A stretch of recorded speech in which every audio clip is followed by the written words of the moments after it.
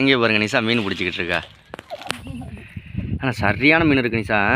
மீன் நான் சும்மா பிடிக்கிறா, மாலை போட்டிருக்கோம், அதனால ஆக்குறதெல்லாம் இல்லை.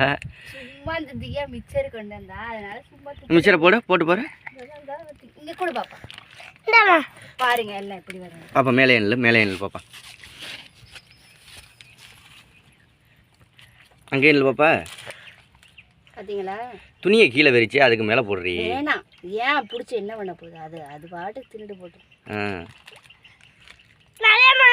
சரியான மீன். துப்பட்டாக்குள்ள போய் மாட்டுதேன்.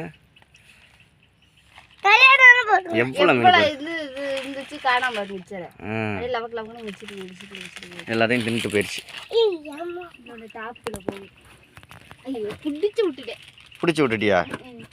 அவ்வளோ மீன் வருது பாரு. சும்மா யதார்த்தமா மிக்சர் திங்கலான்னு கொண்டு வந்தா போடவே துப்பு எல்லாம் கிளம்பி வந்துருச்சு. ஒண்ணுதான் வந்துச்சு. அப்புறம் அங்க உட்காந்துருந்தாரு. நாங்க 2 பேரும் வந்து துணி தாய்க்கல.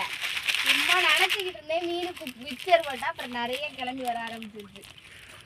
மீன் பிடிக்க கூடாதீங்க. கோயில் குளத்துல பிடிக்க மாட்டாங்க. ஆமா. எவ்வளோ மீன்? சத்தம் கேட்டா எல்லா மீனும் ஓட தானே செய்யும். இதுதான் சத்தம் கேட்டா வந்துகிட்டு இருக்கு. எவ்வளோ மீன்? சரி சீக்கிரம் துணியை வெயில் தாங்க முடியல, போவோம் வீட்டுக்கு. துவைச்சிட்டு தானே போவோம்.